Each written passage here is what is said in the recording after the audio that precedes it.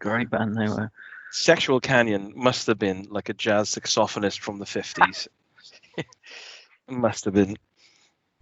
So I think this is the fifth Kino Kingdom, and this for me, this is almost like the lost episode, because I had a night where, what's that?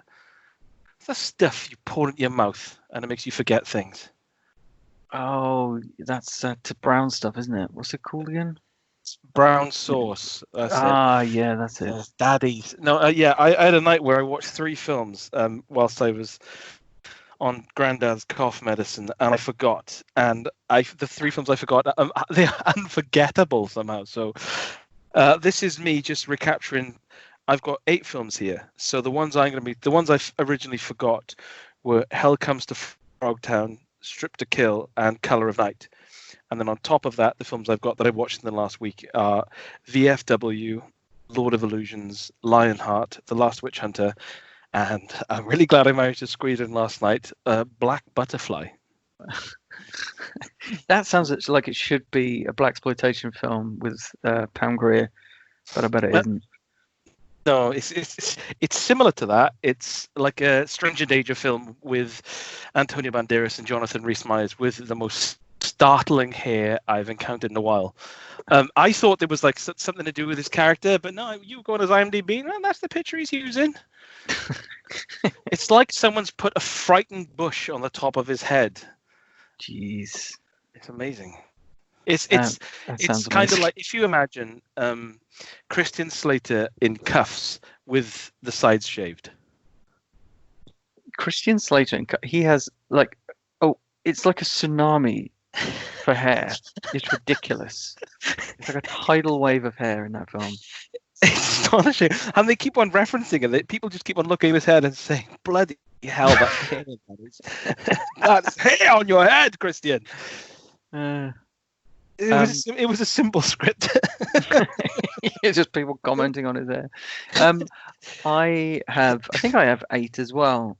Oh, nice. Yeah, so it's got a slightly awkward setup on my computer at the moment because I've like run out of USB slots, so I've got things plugged in everywhere. It's ridiculous. It's like like a scene out of a cyberpunk film. But yeah, so I got 8. I've got The Five Bloods. I've got Savage Streets. I've got Lionheart. We can share that one. I've got Gringo. I've got Deathwish 2018. I've got Everly. Yeah, I didn't. Is that about the Everly brothers? I wish it was about the Everly brothers. I genuinely didn't know. I just assumed that was what it was about. It is so. It's the furthest thing from a film about the Everly brothers, I think. It's a film about the Pointer Sisters. I've got Anaconda. And I've got one which I just slipped in this afternoon, The Colony. So there we are. That's the one with Lawrence Fishburne, isn't it? And Bill Paxton, come on. My mistake. If you watch The Colony. So, right then, so how do you want to... should we have a virtual coin toss? And you won, so you get to go first. Well, in that case, I'm going to choose our joint one and say Lionheart, because that's something we can enjoy together, isn't it? Yeah, and it is true that being together is better than being apart, but thinking of each other being together. Mm-hmm. So that's quite nice. So Lionheart, also known as Absent Without Leave or AWOL, is a film that we are very familiar with. Yes, it's a film that I watched a lot as a kid, and I really liked it, and I wasn't sure why. I wasn't sure it would hold up, so I watched it like last year, and it did. So we watched it again together recently, and yeah, so it's a Van Damme film, Jean-Claude Van Damme film from I want to say 1990, or I think it's 1990. He made it after, guess, Kickboxer would have been his previous one before that. When was Cyborg? That was 89. Oh, maybe, Cyborg? Yeah, might be. He might have just slipped in the Cyborg in between there somewhere. I got to say that if Cyborg is 89, then the difference in quality in those films and his acting as well is astonishing. Well, Cyborg is Albert Pyun, isn't it? Of course it is. See, people talk about Uwe Boll. They need to be talking about old Albert. Yeah, just genuinely. Well, that's a whole other issue. Yeah, it's 1989. So the Cyborg, then Lionheart, and then he did it in '92. Then was Universal Soldier, which was it's probably his biggest box office film. Yeah, I think this did okay. It's him reuniting with Sheldon Lettich of Kickboxer fame, but Jean-Claude Van Damme co-wrote this as well, Lionheart, and it's a well-made and unusually earnest martial arts movie. It's quite sentimental, but the fight scenes are really good, and some of the performances are really, really good. And in fact, Jean-Claude's probably the weakest, and he's still pretty good compared with like Don the Dragon Wilson or someone. So, yeah, pretty solid in that regard. Well, that was one of the things we said about it, was that Jean-Claude can act to an extent. So when it does delve away from the sort of martial arts, and there's not too much fighting in it really. But they're pretty good. Yeah, there's a nice little montage in the middle, which goes a bit like Bloodsport, where he's fighting different styles of fighters and stuff. But the final battle's really good and genuinely quite like it gives you a feeling of quite elevation sort of thing. What I like about this movie is that Jean-Claude Van Damme he's on a noble mission. He's not kind of driven by money, and he's not driven by revenge as such. He's basically trying to rescue his sister-in-law from poverty, really, because she's completely screwed in terms of money and stuff, because her husband, his brother, got into massive financial difficulty. So so he escapes the Foreign Legion, or the French Legion, sorry, and basically he's being chased by the Legion at the same time as taking part in these street fights to earn money to basically get her back on her feet. So yeah, it's quite a nice storyline, and and I think I wonder if that's why the film kind of holds up in a way, is because it's not nasty at its core. It's quite there are some key scenes, not key scenes, but something we picked up on. There was three things. One is that the fight scenes are well choreographed, so you can actually see what's happening, because I think it's a revelation, really, isn't it? Yeah, Chris pointed out that he helped choreograph them, so it's obviously it's kind of shot from like a mid distance. You can see what's going on, and it kind of, it's not these like quick snappy cuts. It just lets these very capable men have these very capable fights, and it's just well shot. And also, although it's sentimental, it's like you say, that there's no nastiness there. There's no like although it's set in, I think it's set in, is it LA and they go to New York, or the other way around? I think it's they start in New York and then they just literally cuts and then LA. Yeah, and they're not even out of breath, and they've run on foot as well. And there's sort of the sort of guy he meets who's a bit down on his luck, who kind of becomes like a sort of mentor figure, well, almost like a brotherly sort of figure. There's like real homosexual undertones that are never fully explored, but they're up front enough for them to be very noticeable. Yes, and I genuinely think you could write a convincing essay on the gay subtext of this film. Yeah, it could, because there's certain moments when, but there's no, like Jean-Claude Van Damme, there's no hint of him ever trying to ingratiate himself into his dead brother's family. Like, he's not falling in love with his wife, and there's a few opportunities where he could just have effectively this, like, what's the word, like, just not no holds barred. What's the term I'm looking for? Like, no strings attached sex. Yes. The people are trying to seduce him, and for no real reason, he just does. He's not interested. But then when he has a conversation with this sort of like the guy who plays the guy he meets when he first goes to New York, like agent, his agent. It's they have these really earnest conversations about like, no one cares about you, you care about me. And then they like linger on them for a bit, and it's like, okay, but you're kind of waiting for them to lean in and just do the kiss. Yeah. But that, which is nice, because there's so much machismo in these films. Normally, it's actually nice not to roll your eyes at the screen and think, oh, here we go. Yes. It's the usual. I mean, apparently Jean-Claude himself asked to include the scene where he shows his bum, and I was reading that apparently Sheldon Lettich said that it was something that the ladies and the gay guys appreciate, so it broadens the audience a little bit further, I guess. That is a good bum, in all fairness. It's awesome. Fair play. John. You've done well there. He's been working out, I think. He doesn't need to worry about, because that arse will hold up a lot of trousers, regardless. It would hold up a round of drinks. That it would hold up under scrutiny.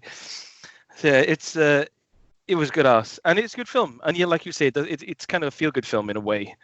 And I think Sheldon Lettich worked on Bloodsport and Double Impact before this, but I do think this is a step up from them. Because you actually care about the characters for a start. Mind you, Double Impact is so good as well. It's so funny. Double Impact would be like 94 or something like that, is it? Maybe it was just afterwards, yeah. Oh, okay. Yeah. He did do a lot of films in quick succession, I won't lie. Lionheart, Absent Without Leave, is a good film. And there's a lot of people in there. There was one guy at the start that you see briefly get kicked into the face into crates. Is that Billy Blanks? Yes, it is. Yes. Brian Thompson's in it, and he does no fighting. It's so funny. He does nothing. He just gets punched in the face at the end, and that's it. It is funny, though. He's just a good screamer. He's so menacing. His lips are pursed in that film. His lips and his jaw are pushed forward slightly. That's all I'll say about that. That's all you need to say. Lionheart.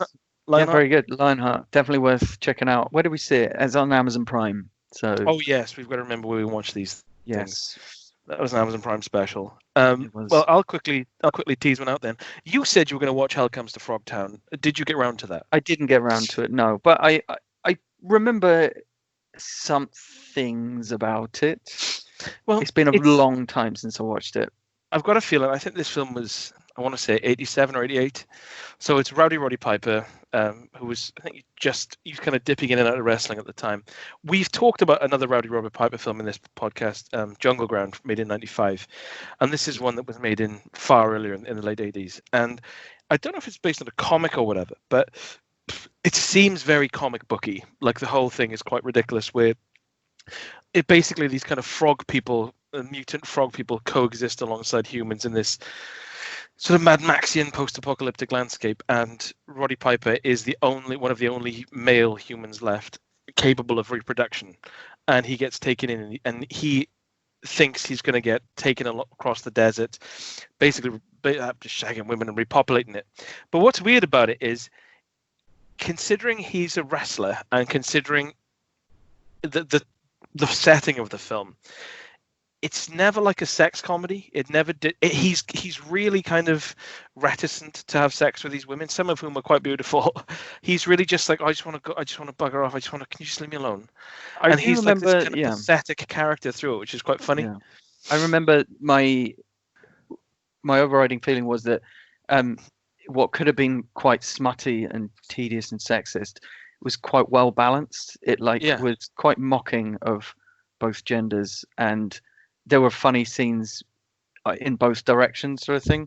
Yeah. You know, we were talking about how in 48 Hours, like the racism is just one-way traffic, and that makes you feel really uncomfortable. It's like if, for example, in 48 Hours, the racism went both ways, then it instantly alleviates the problem, and you either take it or leave it. You know, these two people bantering. It turns abuse into banter, right? So it's more like that. It doesn't. Hell Comes to Frogtown. It doesn't seem sexist in one direction. Yeah. Yeah, and it is like that. You get these kind of the women who are taking him along. You've got the kind of sexy doctor who's, you know, he's got this like ridiculous chastity belt on that like electrocutes him if he gets too far away or whatever, and she's completely in control of him. And then you've got like this hyper military woman who's like really sort of masculine, like looking after him. And then when they go to Frogtown, I watched it with Faye, and she said that she really enjoyed the spec because it's all practical effects, obviously. Yeah. And considering the budget of it, it is kind of schlocky, but it is really fun. When they get to Frogtown, you've got these people in ridiculous costumes and like this frog woman like dancing seductively and stuff. And yeah, the whole film comes along. Like I thought, I watched it a long time ago, and I don't remember much of it apart from the fact it was quite bonkers. And watching it now, it's not like you say. It never just degenerates into just like Smutty farce. smutty dick jokes and stuff. Yeah. It's and I love how he's like, oh, I just don't want to be doing any of this. Can you just let me go? I don't want to be So doing it. exasperated. Yeah, and even at the end, it's okay to do spoilers because it's over 20 years. At the very end, it's really nice because they kind of get rid of the main bad guy and whatever. And as they're in the van, it's like him and the doctor woman really kind of is falling in love with him, and he really likes. And she says, "Oh," and he's like, "Oh, yeah, now we can be together." And they kiss, and she says, "Oh, yeah, but first you got work to do." And she points to the back of the Jeep, and there's these like 3 or 4 like beautiful women who all he needs to impregnate, and she's completely fine with that, and he's like, and even then it's like, oh, can't I just do my own thing? So it kind of deflates that kind of going out shagging boys mentality from the start. So yeah, it's really good. Yeah, I will get around to watching it again. The 2 sequels, I don't know the quality of those. 2 sequels, and they made 1. What was the other one? Was it Return to Frogtown? One of them. It was made in one of the sequels made a few years later, and the other one was made like in the late 90s. Right. So I thought the wasn't the immediate sequel never finished or something, or did it get a release? Did it have him in it again? You're the Frogtown series nerd here, Rupert. Okay. Yeah. Don't push your glasses up at me, young man. I'm not sure. I just remember seeing there were 2 sequels and thinking, would I ever watch them? Because you know that balance would be gone, and it would just be. I might watch them just to prove a point. I reckon the balance will be gone and the humor will be one way. That's what I think would happen. Hell Comes to Frogtown spawned 1 sequel, Return to Frogtown, which was released directly to VHS in 1993. Toad Warrior was released in 1996. Right, that's the one. And later re-released as Max Hell Frog Warrior in 2002. Oh my god! Wow, they're gonna be crap, aren't they? Yes. But yeah, I watched that on Amazon Prime, and you should too if you like dystopian. I think I have the Arrow Blu-ray actually, so I think I'll be. Of course you have.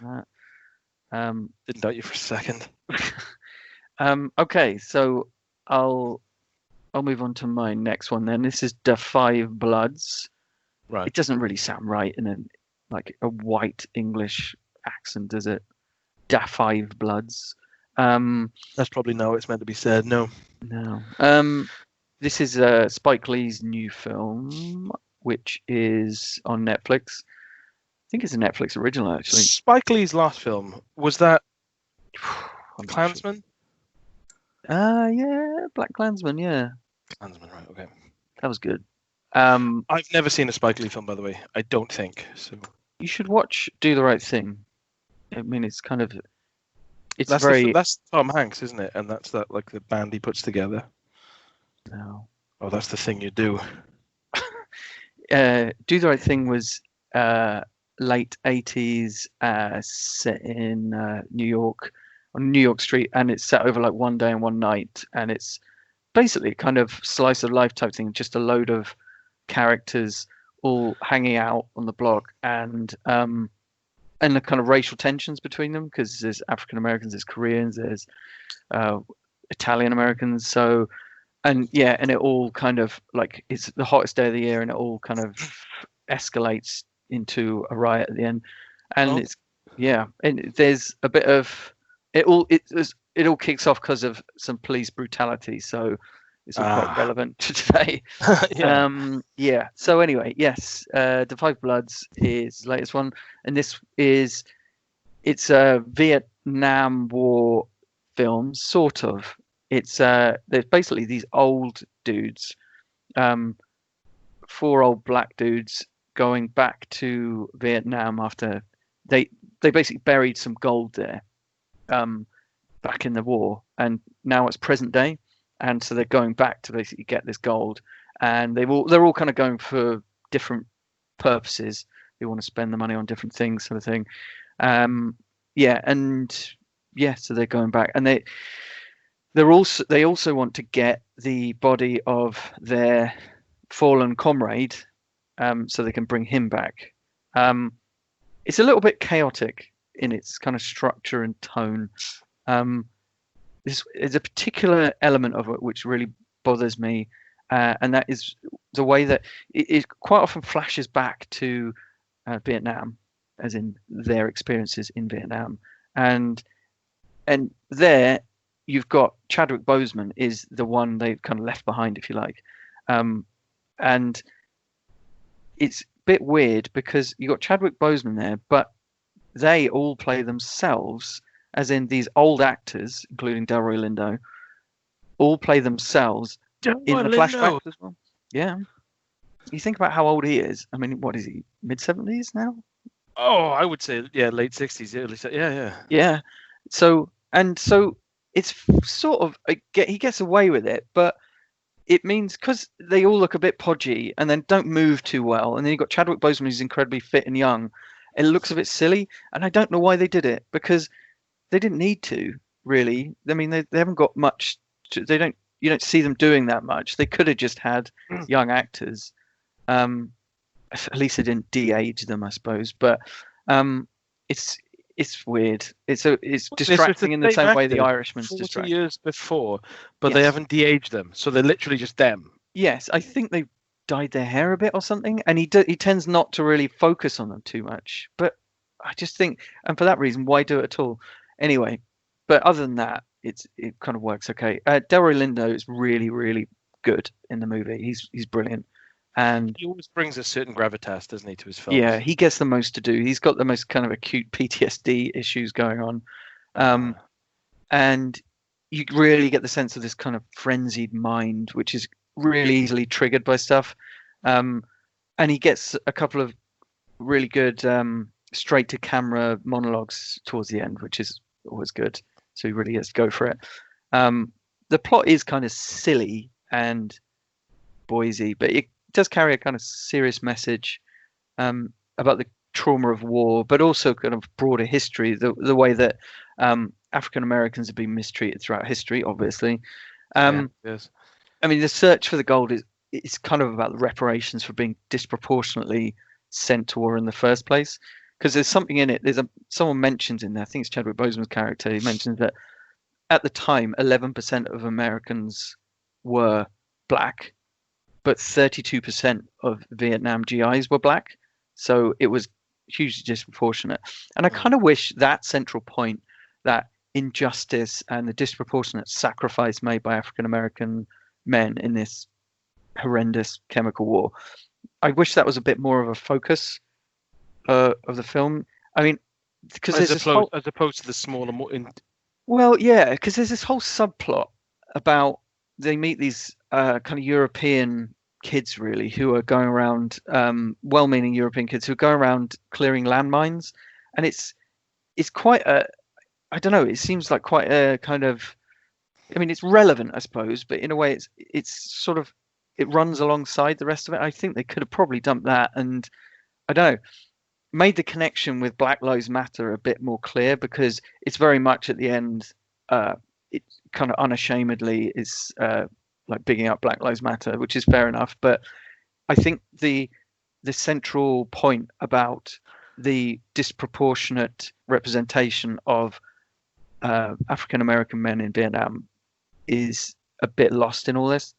But it's really it's really fun to watch. And there's a real kind of tension in the banter between the guys, because they all seem like really like laid back and kind of, there's a lot of banter between them, but then it's such a thin veil over the kind of pain they're all feeling underneath and the trauma they're all feeling, and it's that kind of shared pain that keeps all of the various plot meanderings just about together.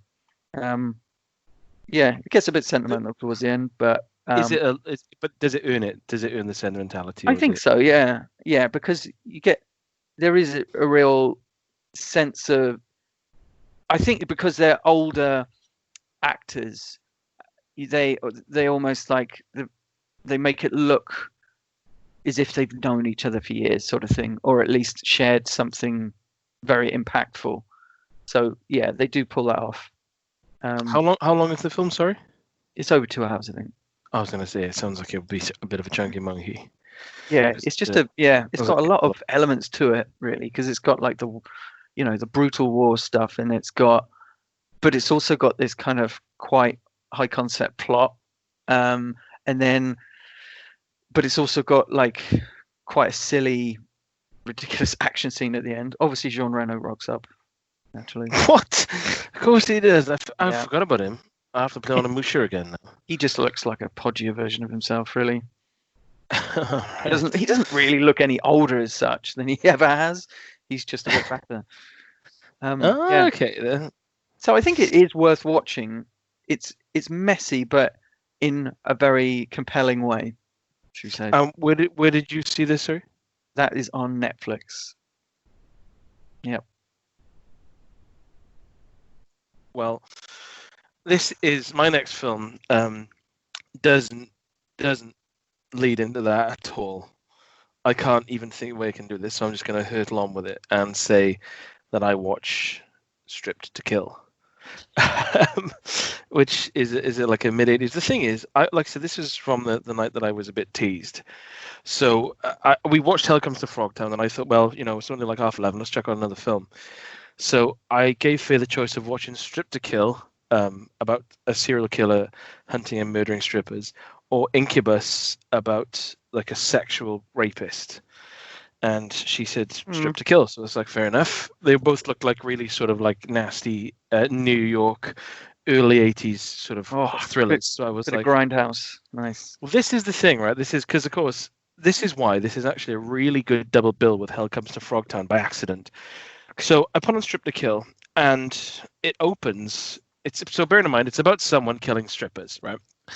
It's the early 80s in New York, and it's like a really foul New York. So it starts off with, I would say, 10 to 12 minutes of just strippers just doing routines to pretty bad rock music. But weirdly, when I was watching it, after a while, I turned to Faye and watching these women like dance on the stage, and they've all got like, one rides in on a Harley, one is kind of like a cutesy princess. It never gets too explicit. It's on like topless with like panties on. But I turned to Faye and said, not like this is really sleazy, but I said, they're actually really good dancers.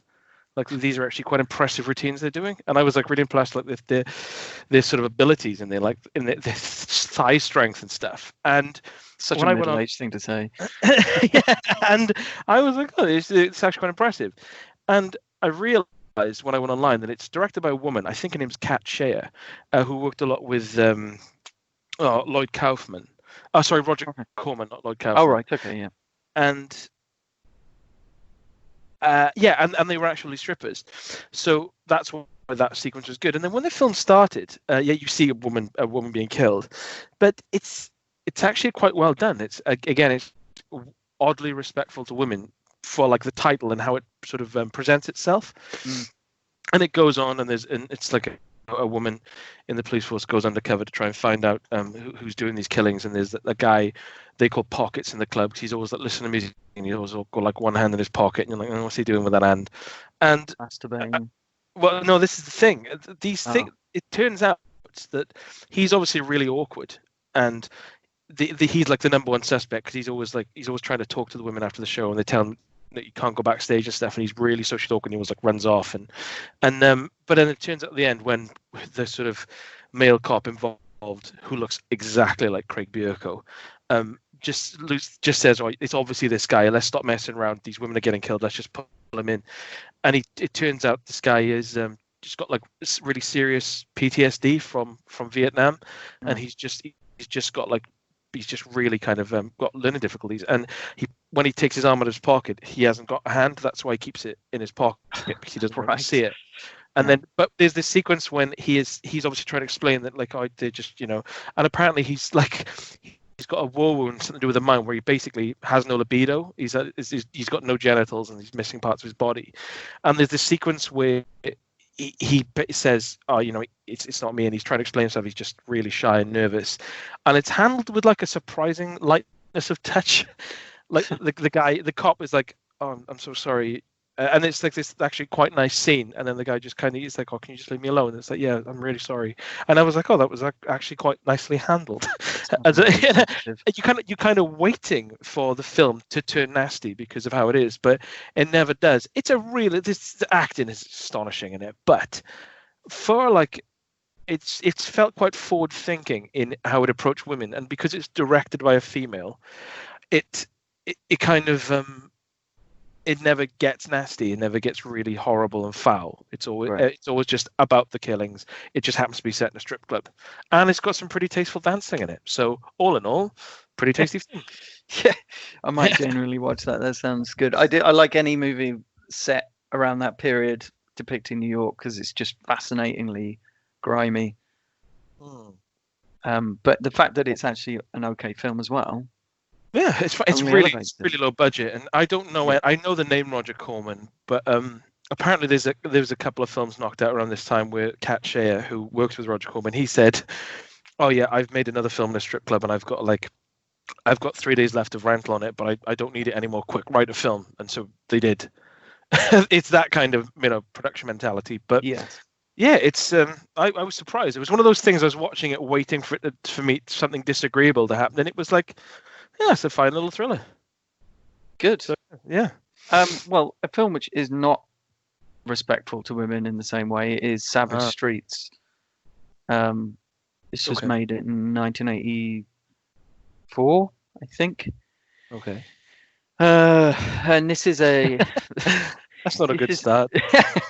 Well, it's not as bad as another film we'll mention in a bit, but it's not particularly good either. It's a mid-80s like exploitation flick with Linda Blair, obviously.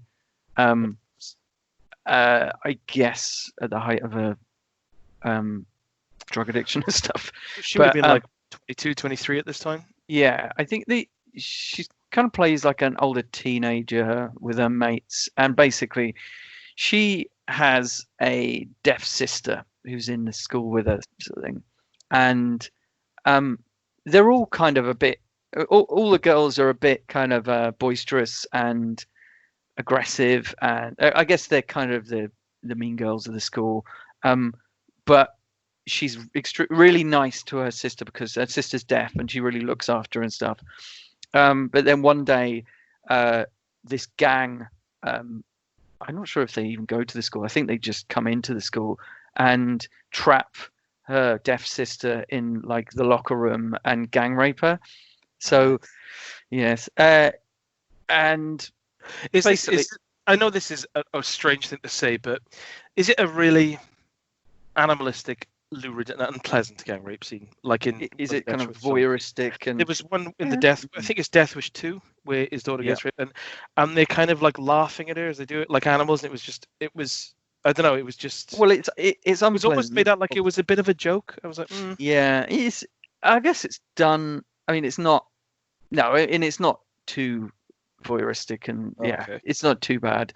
It's because you get stuff like I spit on your grave and things like that, and or straw dogs, and it's a bit like, it doesn't really you don't really need to see all this, or it doesn't need to go on that long, etc. But no, I think it just about gets away with it. The film as a whole is pure sleazy trash, but it does have a kind of aggressive energy and this sort of unpredictability, which does keep it quite interesting. What is a bit troubling is that you got all these salacious kind of shots of scantily clad teens, which sit rather uncomfortably alongside the rapey nature of the gang of boys who are after them. And it's like, feel free to kind of ogle and fantasize about these teens, dear viewer. But now here's an example of what you shouldn't be fantasizing about: is a horrible rape scene. It's like, but then I was thinking about it, and I guess that is kind of exploitation cinema in a nutshell, anyway. That it kind of indulges the very thing it condemns in a way, which is why I don't particularly like exploitation. Exploits it, if you will. Yes, exactly. So Linda Blair isn't really a very good actor. I was going to ask this actually because I don't think I think the only time I've seen her in another film is in where she plays a kind of a Nancy Allen character in a cop film I've seen at some point. Right. So I didn't know what she was like as an actor. Yeah, I mean you're kind of waiting basically for the bit where she's going to get her revenge on this gang, and it does take a while to get there. But there is definitely a bit of a thrill when she actually gets to do it. And she's very confident about it, and she gets to take him out in pretty interesting ways, mostly with a crossbow. the gang themselves are genuinely quite vicious and menacing. Some of the stuff they do is really, really harsh. Very one-dimensional, obviously, because they're just going around like sneering, really. But they're really, really nasty. I mean, like they kill someone at one point as well, so it's pretty brutal in a really nasty way as well.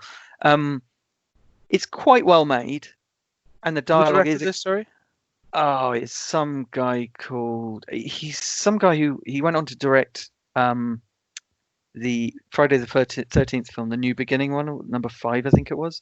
Okay. I'm not sure if that was the one which is sometimes seen as a kind of precursor to Scream, because there's one Friday the 13th which was very much kind of quite self-reflective, but I'm not sure if it is that one, to be honest. I can't remember because they all get mixed up in my head, to be honest. But yeah. Anyway, yeah. So the dialogue can be okay at some point. I quite liked, like, Linda Blair has some really good lines where because she's got this school rival, and some of her put downs are really, really brutal, and that's quite funny. So it's quite well made, and the dialogue isn't too bad, so that's okay. Yeah, and the tone is just about balanced, I guess, in a kind of crass girl power kind of way. And it is more coherent than a film I'll mention later called Everly. So, yeah. So this is Savage Streets. And this is Savage Streets, and it is on Amazon Prime. And if you're in the mood for trashy, like exploitation sleaze, then it's fine. It's worth a shot. And it's interesting to see Linda Blair do something so different. So, yeah. Cool. Yeah. So did she make many more films? I don't know, to be honest. I think she just made just trash most of her career, to be honest. Okay. But you're her agent, like worse trash than this, like badly made trash. The worst kind of trash. Yeah. Well, I suppose leading on nicely actually to my next one. In that talk of like an 80s sort of trashy throwback way, is a film called VFW. Have you heard about this? No. I watched this on what does it stand for? Netflix. Well, this is the thing. VFW, put it on, and it turns out it stands for Veterans of Foreign Wars. So actually there's a war, New York sort of 80s throwback theme going on here today, which is fine. So the cast list, I literally saw the cast list and pressed play because I thought, well, this can't be bad. This cannot scientifically be a bad film. So it's got William Sadler, Fred Williamson, Stephen Lang, some guy called Martin Covey in it, or I wasn't familiar with, and David Patrick Kelly, among others. Stephen Lang's the star. So obviously I hit the play button so fast that I actually shattered my Xbox controller, and it came on, and the first thing that happened was amazing, just like swooping, really, you know, that kind of like when in the 80s in horror films, and it's not really a horror film, but when the font came up and it was red and the fonts kind of wobble on the screen slightly. Oh yeah. You know what I mean? Yeah. So it's like this kind of bleeding, like VHS-y kind of feel to it. Right. And it was this, the director had clearly watched Mandy, because the soundtrack was this really heavy instrumental doom, and I thought, this is all completely fine. And it started, and it's just, and the film is effectively, the VFW is a bar. The Veterans of Foreign Wars, it's like a bar, like a social club sort of thing, owned by Stephen Lang, and it's for a place for people, older people who've fought in like the Korean War. It's set in the early 90s, I think. It's kind of specifically doesn't say where it is or what the year is, but you kind of get the gist that it's late 80s, early 90s. So you've got all these people going there, and they're from these wars, and like Fred Williamson is 82 now, and I remember him. He's effectively doing like a little a sort of a callback to his character in From Dusk Till Dawn, where the same thing happens. He's basically defending a bar, and it's Fred Williamson. You've got David Patrick Kelly. They're all a lot of older guys, and what happens is a girl called Lizard steals a load of drugs and money from like a local dealer, and she kind of makes it into the bar, and then they're trying to keep this gang out effectively. So it's just like again, set through one night in the bar, trying to protect the girl and trying to keep everyone else out, because it all happens at like locking up time sort of thing. And the gang trying to get in, are very much portrayed as like the younger generation. So obviously these are like men who have fought for their country and are very principled. And although they're just boozing and stuff, they've obviously sacrificed a lot. And I think it's just sort of putting a knife through the fact that the younger generation, they're just a bunch of wasters, and they're basically portrayed as these mindless, drug addicted zombies. So they just come at them en masse and they just get hacked down. But it never degenerates into just there's no speeches about, I fought for my country. It's much more about the brotherly camaraderie of Right. war, what that brings out. So there's a really nice scene actually where when things are really really taking a turn and they've taken some casualties and everyone, and this is a real struggle, that the girl says to Stephen Lang, I never asked you to help me, and he says, you didn't have to, like we're just doing the right thing. And that's nice. And it's just really, it's a really cool film. It's a really nice, like 90-minute little action vehicle. And it's the problem I had with it was, I don't know if it's because of the age of some of the characters, because like I said, David, they're all a lot older now. Stephen Lang is probably the youngest one. He's in his late 60s. William Sadler is just a dude in his 60s, and Fred Williamson is 82. So some of the action sequences are cut very quickly, and I didn't know if that was to keep up the impact, because maybe they couldn't physically do it or whatever. But what that means is there was one point a main character got mortally wounded, and I didn't notice because it was so quickly edited. And I thought, well, that's a problem, because I'm actually enjoying this. And the lighting is ridiculous. It is like vamp. They're in this bar, everything's drenched in this like blood red. The soundtrack is throbbing through the walls, and they're making these ridiculous weapons and just hacking people down. But it's really good because the characters themselves, they're not particularly two-dimensional. Like there's, when you watch a film like this, there are certain beats that you expect. Like you expect one of them to just, they board everything up, and then one of them will turn on them and selfishly just say like, oh, if you don't hurt me, I'll tell you how to get in, or like just have a moment they lose their mind. And whilst that does happen, there are like slight twists on a theme, so it's never just telegraphed. It's never like, oh, right, okay, here we go. About unpredictable enough. To sort of keep it going. It's completely over the top and ridiculous, especially towards the end, the stuff that happens. But it was a really good film, and it's just nice to see all those people on screen again. Yes, it's just it kind of.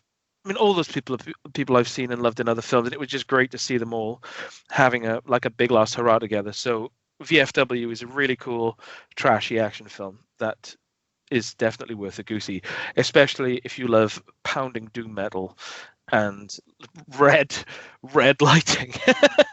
Who doesn't? Yeah, who doesn't like those things? What was that on Netflix? Yeah, that was Netflix. Yeah. Okay.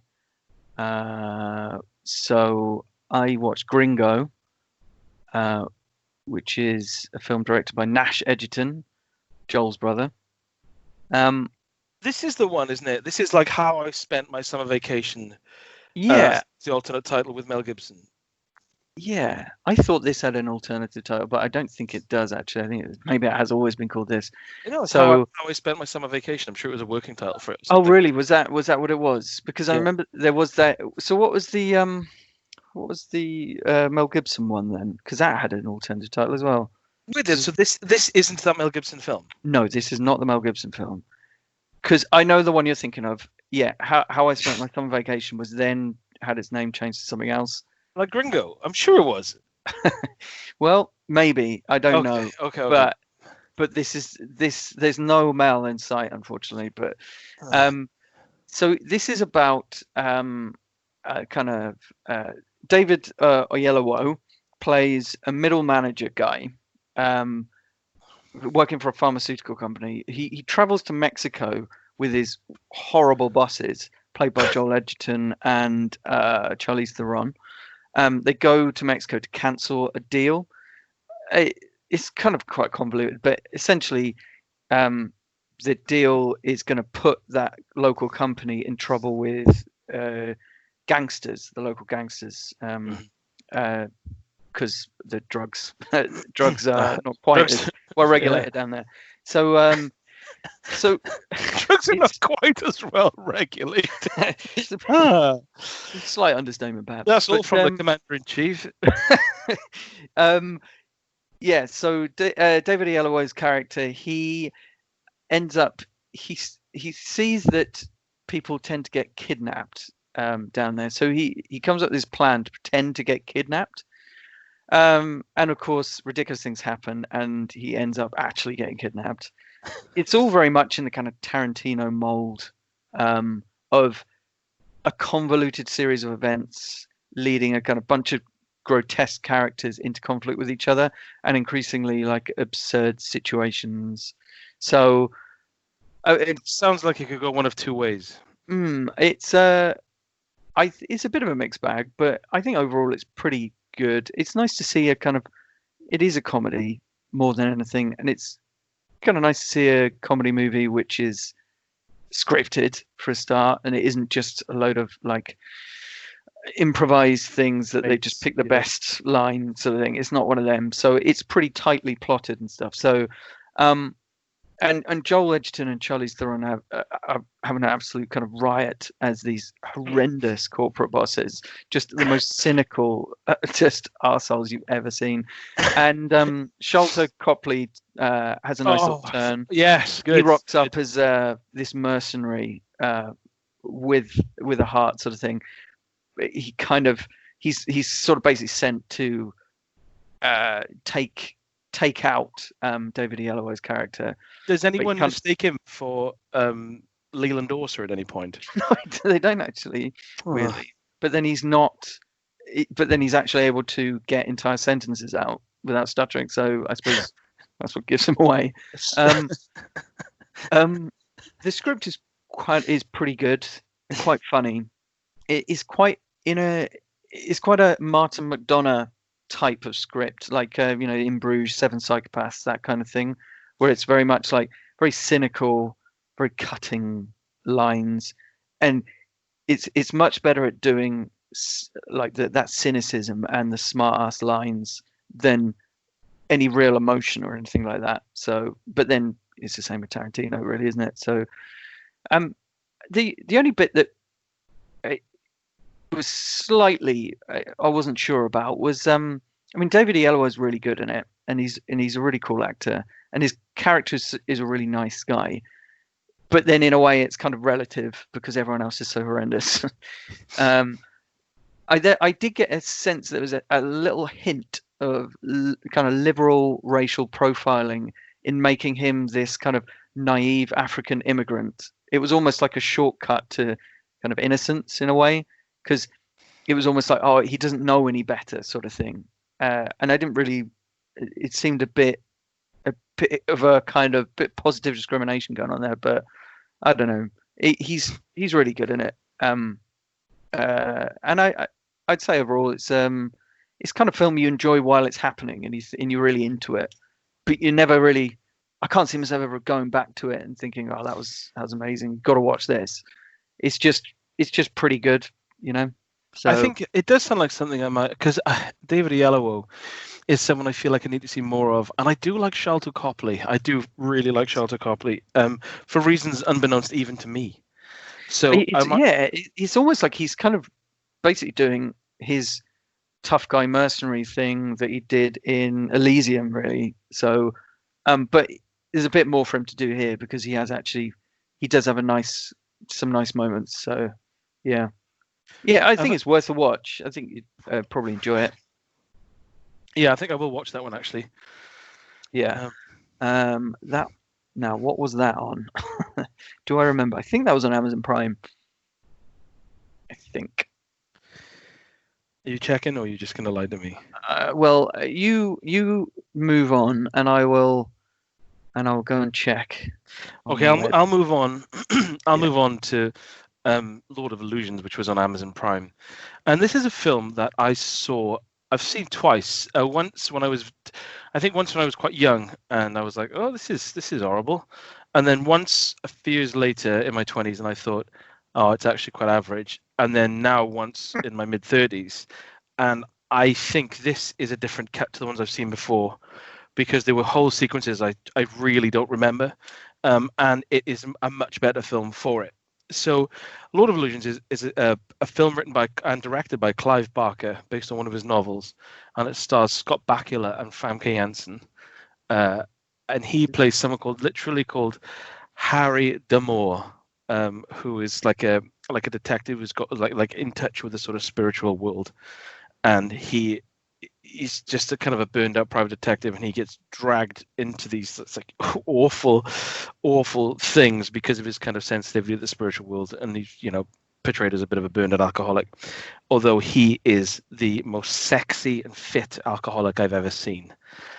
Sequences in that film where he's in his boxes. Scott Bakula has got the most manly body I've ever seen. It's like this perfect hairy toned the chest. You're like, you're just a sexy dad, Scott, at everything I see. I know, it's so funny. He's got this sort of like, he's not like super muscular exactly, but he's got these really broad shoulders, and he's like a proper like triangular shaped torso. Yeah, like every time I see him, I just think like he's like got like this the kind of stereotypical like perfect slim body sort of thing.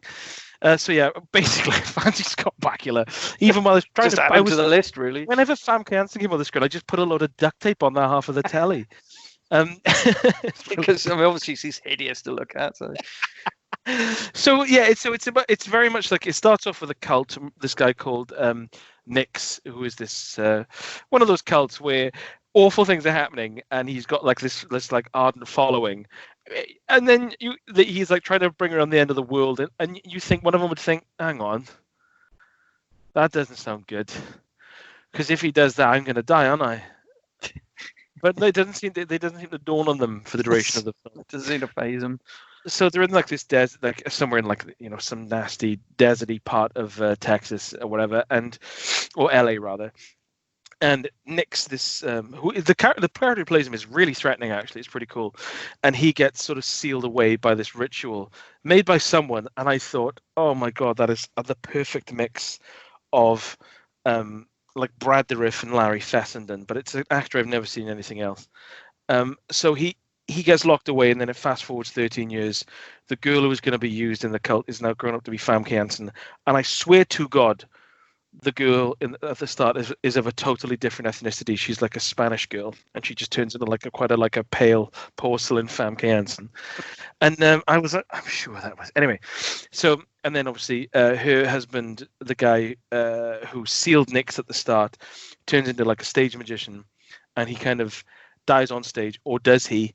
And then Harry D'Amour, Scott Bakula, is brought in to see what's going on. Yeah. And the film is good. It is good. There is some it's quite nuts. It's not too bad. Like anyway, next one. It's got some nice moments in it of quite like gory horror, and it's not afraid to shy away from that sort of stuff. Yeah, I remember being fantastically violent. Yes, there are some sequences that there was one bit in the film, because one of Nix's followers who's trying to raise him sort of from the dead. There's a bit where he's trying to get information out of someone, and he's always playing with scalpels and knives, which is never good. And he kind of hits this guy in the back of the head, and he sits on his chest with his knees on his arms, so the guy can't move. And then he's saying like, oh, where's Harry D'Amour sort of thing, and he's saying, I'm not telling you, ha ha ha ha. And then he puts the scalpel in his mouth, and he cuts across, not the lip, but like under the hard gum. Oh. And like cuts across, and the guy does this scream with wide eyes, and it's a scream that kind of isn't just that really hurts. It's also a scream of, I didn't expect that. Yeah, it's a scream of that actually happened on set. Yeah, wow. Snuff movie scream. So, yeah, and then he like sticks that he's talking to him, and he's sticking the knife, like he's thinking he's going to pop his eye out, but he sticks the knife, the scalpel in kind of like under his eye socket really deeply to properly pop the eye out, if you know what I mean, like through the jaw almost in it. And I was thinking, bloody hell, you're keen.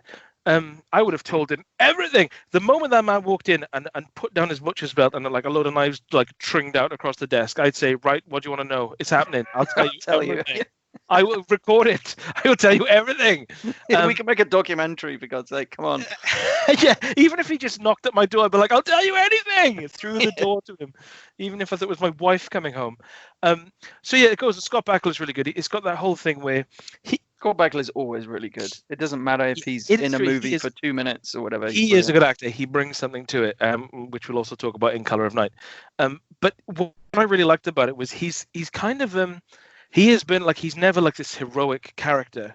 He is trying to do the right thing, but he is completely out of his depth, and I do like that in films.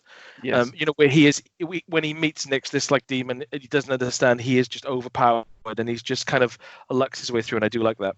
The two things that do drag it down a little bit are the special effects. Whenever they turn away from practical special effects. Yes, I remember that. Yeah, there was. I couldn't remember if that was because I couldn't remember if that was Lord of Illusions or Wishmaster, where they used some pretty dodgy.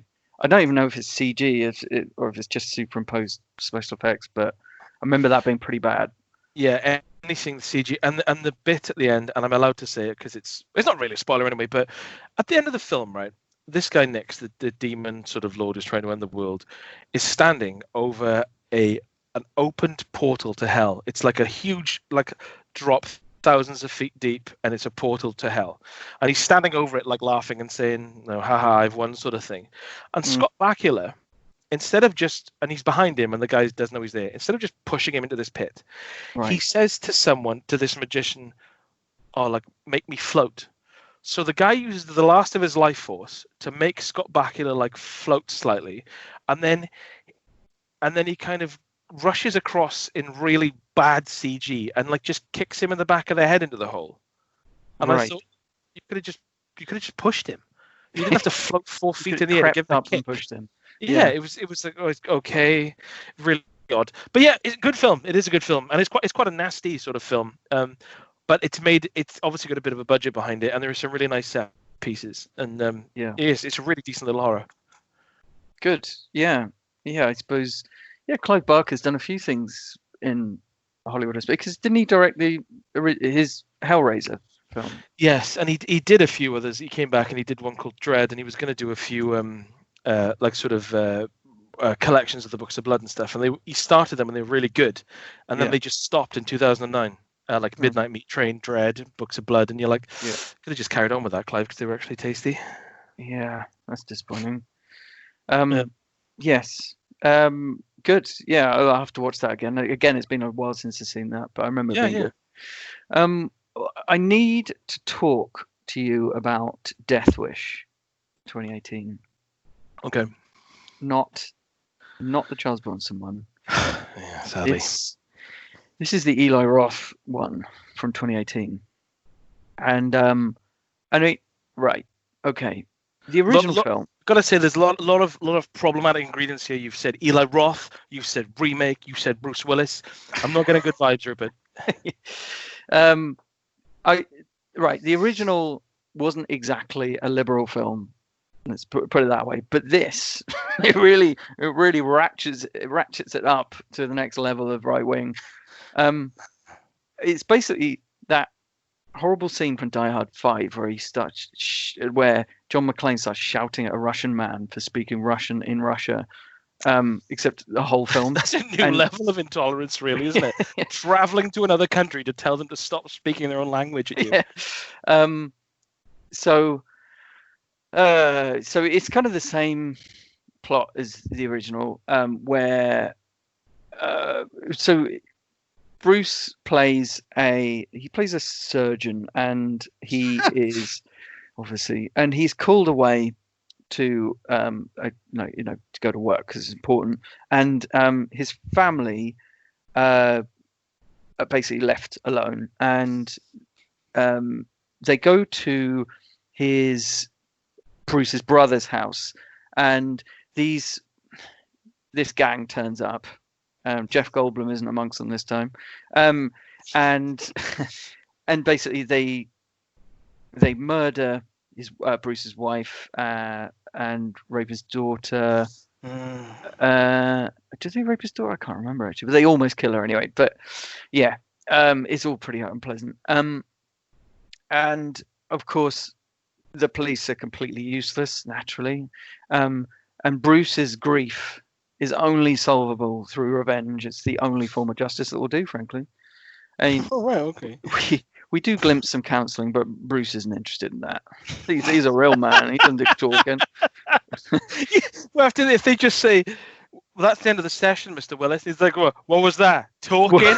Talking. It was talking, yes. Is it? Yeah. Bruce tracks down the culprits ridiculously easily.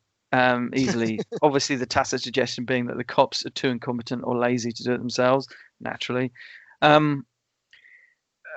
Like it's like an NRA advert, basically, the whole film. There's one scene after the funeral where Bruce goes back. He goes back to his dad's ranch, and there are some poachers or something on the property, and he just gets a shotgun out and starts shooting at them, and makes this big speech about how the cops are useless because they'll only come when after the crime's happened. So you need to defend yourself with a gun while the crime is happening. Right.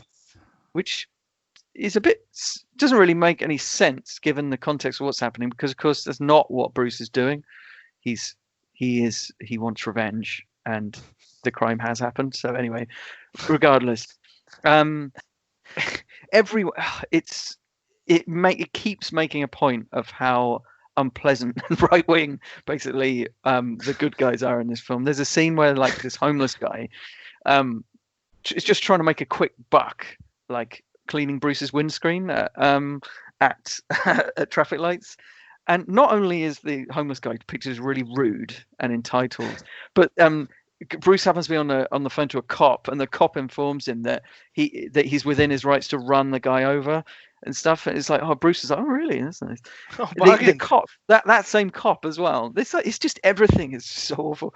The same cop, you see him in one scene. He's looking at the lunch that obviously his wife's made him, and it's got a gluten-free cereal bar in there.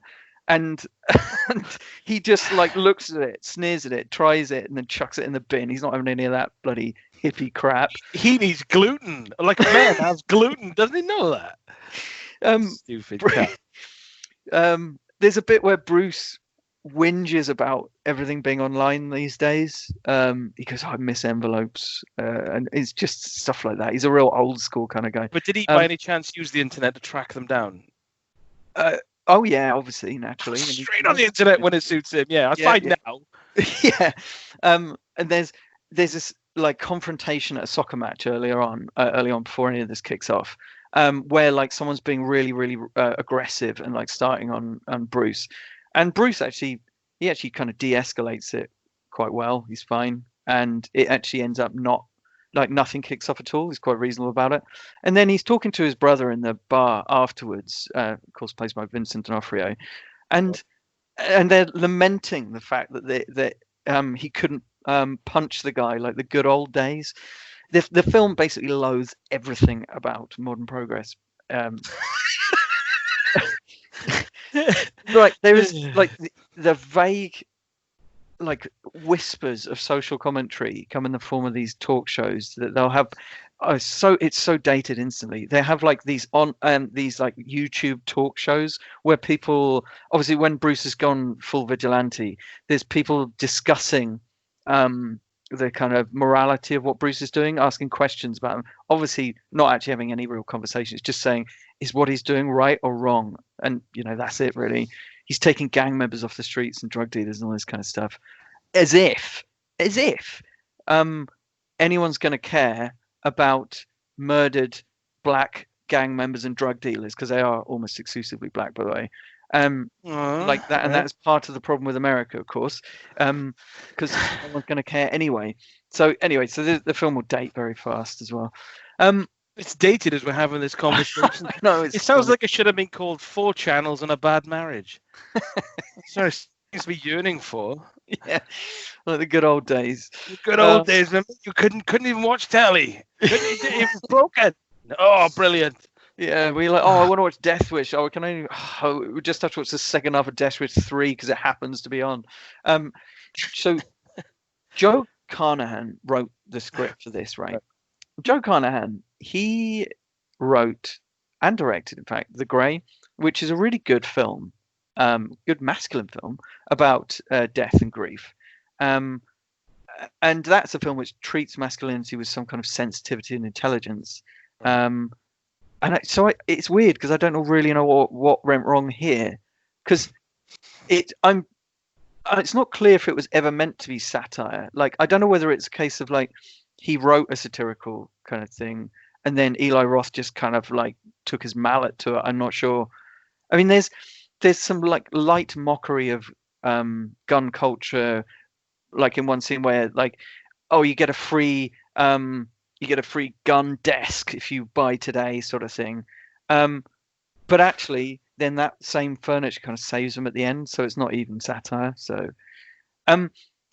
there's like there's one hint of possible self-awareness. I'm really reaching here for any kind of self-awareness. That is the fact that every act of violence that Bruce commits in this saga actually escalates the overall situation and only puts him and his family in further danger, sort of thing. So there is that, but then that's never explicitly acknowledged. No one ever says, "Oh, actually, by doing what you're doing, you're really making things worse for a lot of people." But it is frequently acknowledged that he's taking dealers off the streets and stuff. So I can see what it's firmly on the side of his vigilante justice. Naturally, all of the 10 out of 10 reviews on IMDb praise the film for being back to basics.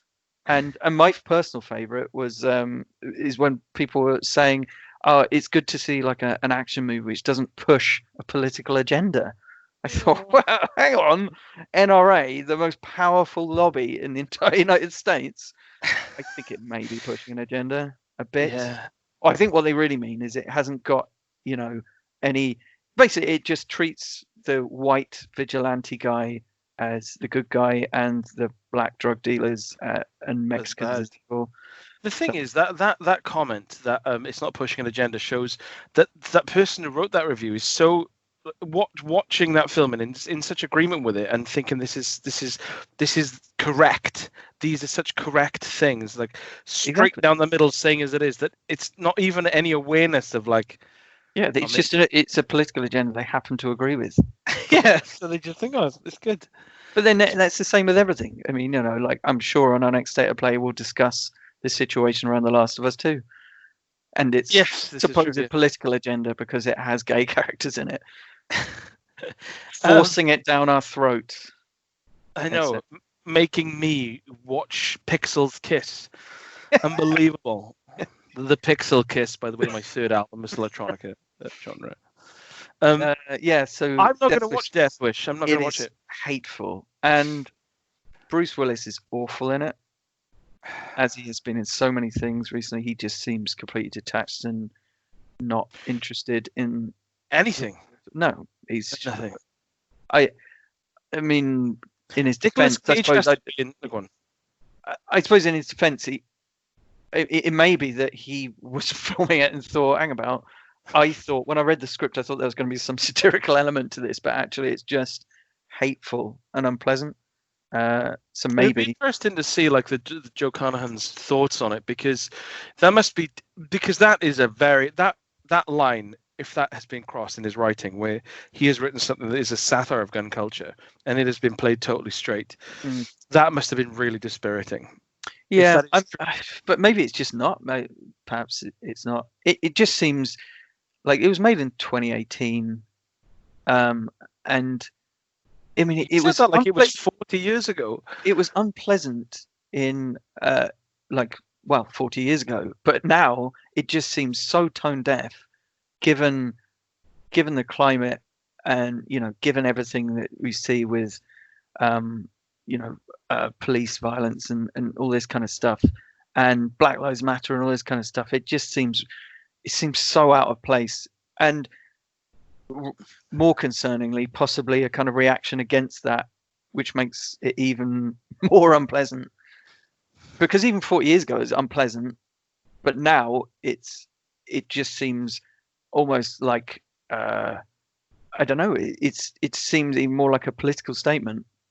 Far from having no political agenda, it seems calculated. Jesus Christ! Yeah, that just doesn't seem like something I'm going to watch.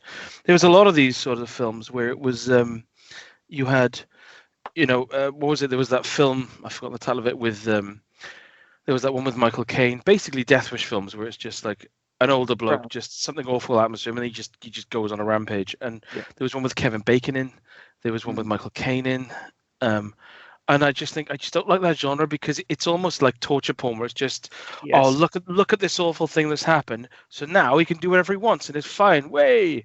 And it's like, no, I don't want to watch that. One, because it's really one-dimensional and boring, and two, because it's just like an absolute celebration of like really horrific violence and awful situations that I just watch it and think, Yeah. I don't know, It's such a it's cynical unpleasant. worldview. It really is. Yeah. Yeah. Don't watch that. No, I won't. What I did watch was Color of Night. Again, Brucey Brucey boy. back at his pinnacle. Then And his tip in that film, fantastic little underwater tip flick. That's what I was waiting for, which is fine. But have you seen this film? no. Rupert, you need to watch it. It is astonishing. I watched it, right? It's got one of those things that you really appreciate, where it shows multiple scenes of the worst group counseling I've ever encountered. Where like so the story is, Bruce Willis is just kind of a really cynical kind of like half involved, like wealthy psychologist or psychiatrist, I'm not entirely sure of the difference in American terms, in this, like in New York. And a woman who comes to him, I think it might be a transgender woman, I can't remember, I was drinking at the time. He makes some flippant comment while she's in the office, and she literally just throws herself out of his window, like 40 floors up, hits the floor, and he looks at her in shock on the floor outside, and all of the red drains out of his vision. So he can't see blood. He can just, Color of Night. He can just, the blood appears to him as like this colorless grey thing. So he obviously, as we all would, he basically seeks solace in the arms of Scott Bakula, where this is a real tie-in to our films this week. He goes to sort of LA to visit Scott Bakula, who's got another successful sort of a practice, and he gets killed a couple of the days after he's there. He lives in one of those dreadful, like custom-built architects' houses where you look at it and everything's glass and it just looks awful. And you think that probably cost millions of dollars, and it looks so foul. This is really ringing a bell, by the way. Maybe I have seen this. You must have. There's a scene with because when you mentioned the house, I remember his house. It's real Michael Mann style, like like an architect's house, basically, isn't it? Yeah. So he goes to this. He sort of sits in on the group meetings and gets to meet everyone. And Scott Bakula gets killed, and then the police are Ruben Blades, and playing an amazing. He has no temper in this film. Ruben Blades, sorry, no temperament. He loses his temper at anything that happens, and it's got some really fantastic bad policing as well. Because every time Ruben Blades turns up, he's banging back tequilas. He is not being effective in his job. So what happens is Scott Bakula gets killed, and then they say, right, you're a psychologist, you know his methods and stuff. You kind of, they know he's left notes behind Scott Bakula that says one of the people in this group I believe is the killer. I just need to work out who it is. Then he gets killed. So the group consists of, drum roll if I can remember, Lance Henriksen, Brad Dourif, a couple of other people, and actually thinking about it, oh my god, yeah, the guy who plays the sort of artist in it. Oh shit, yeah, the guy who plays the artist in it, who's like got it, like his life is funded by dad, he's like a hippie, plays the acolyte in Lord of Illusions with Scott Bakula. Wow. Oh my god, I just realised this is like 6 degrees of Kevin Bacon. This is 2 degrees of Kevin Bacon. Tapestry of gold today. So I'm really pleased with that. I might have a. So yeah. So what happens is Bruce Willis is there, and tellingly, Rupert, right?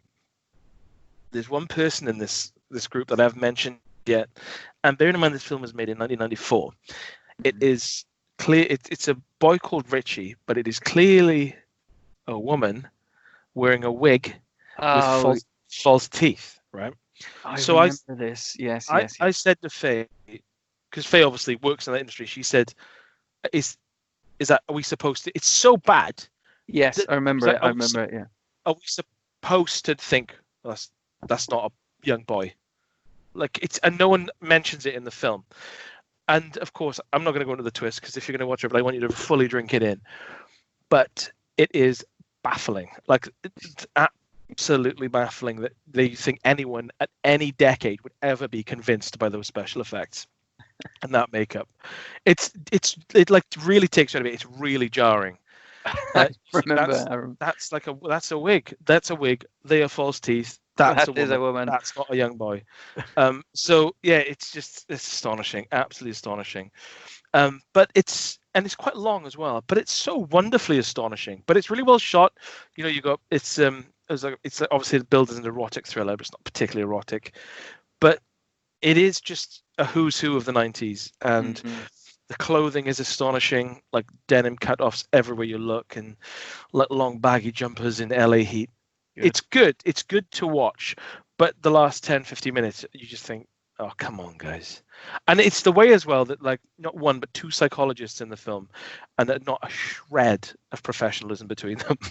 Like, every time they approach anything, it's like, that's just that. Not only are you not doing your job well, but you're actually like inciting the worst parts, actively making it worse for your client. Yeah. It's brilliant. Brilliant.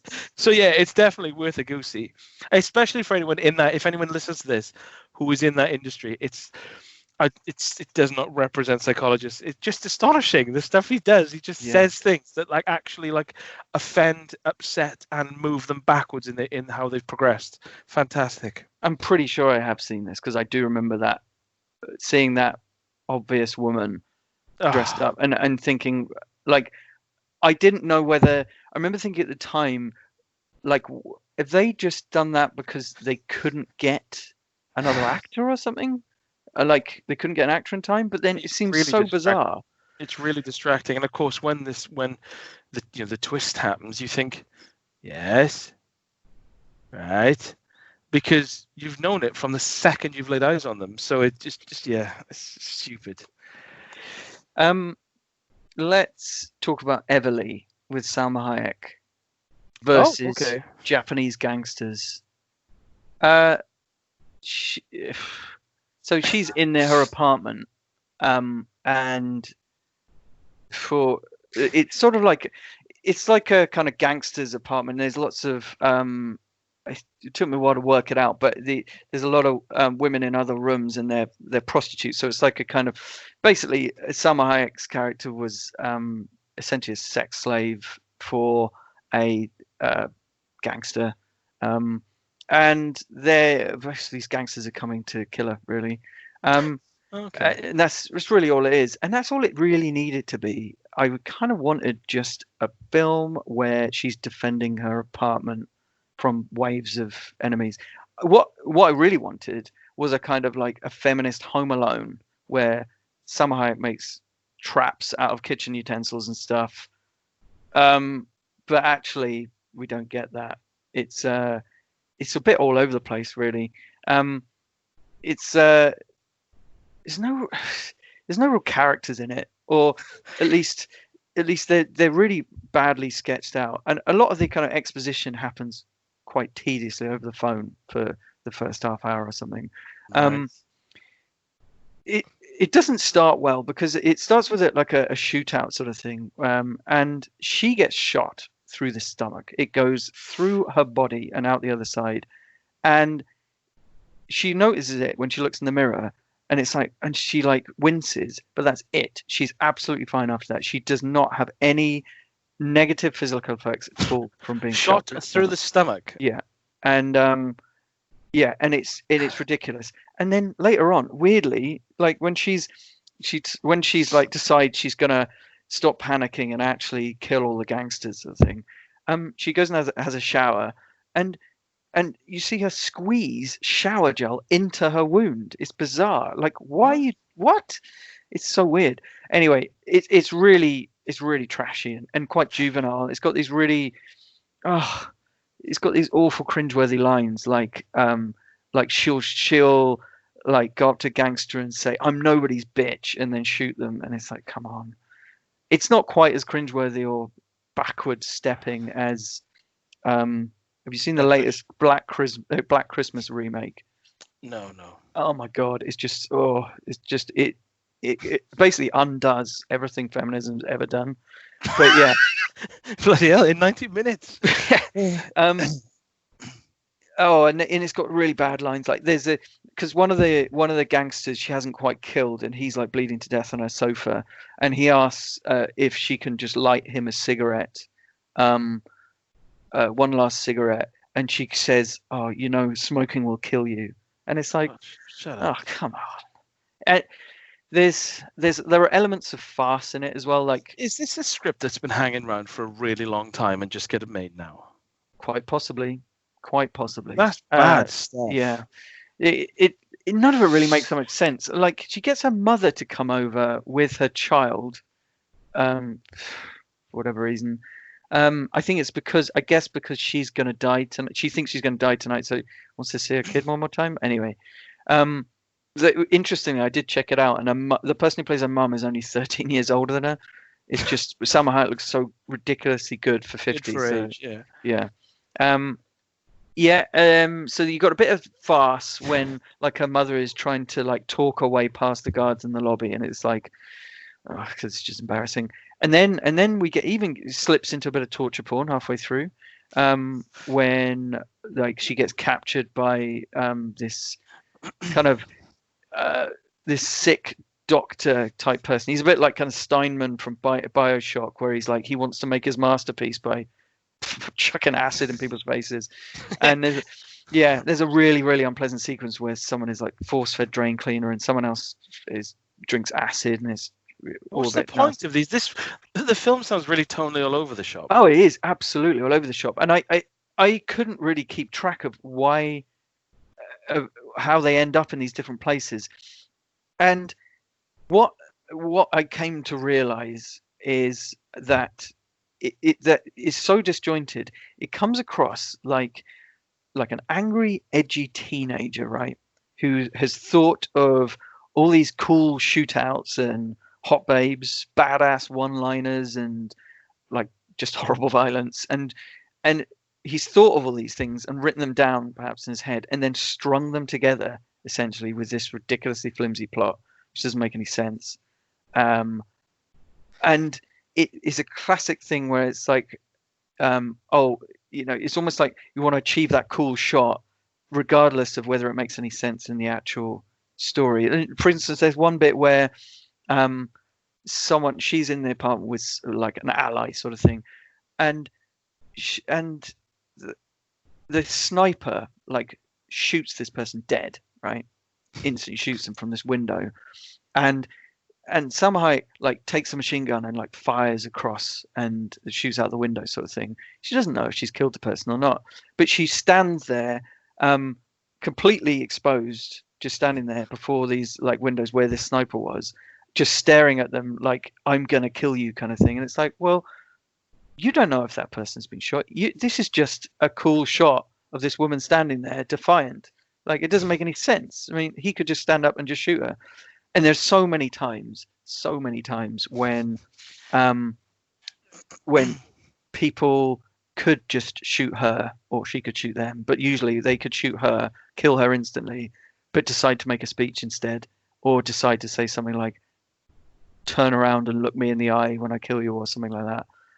And also it's got loads and loads. I lost count of the amount of times that a character was on a good guy was on the cusp of about to be killed, like had their head chopped off or something, and then suddenly the attacker is like shot in the head because someone's come along. It's the Deus Ex Machina thing again, of just constantly someone being said, and once okay, and you can get away with it. And it's like, woof, that was unexpected. But after like 3 or 4 times, you're just thinking, well, there's no threat anymore, because anything which could happen and any peril that these people get into, they're just going to be saved anyway, because that's the kind of movie it is.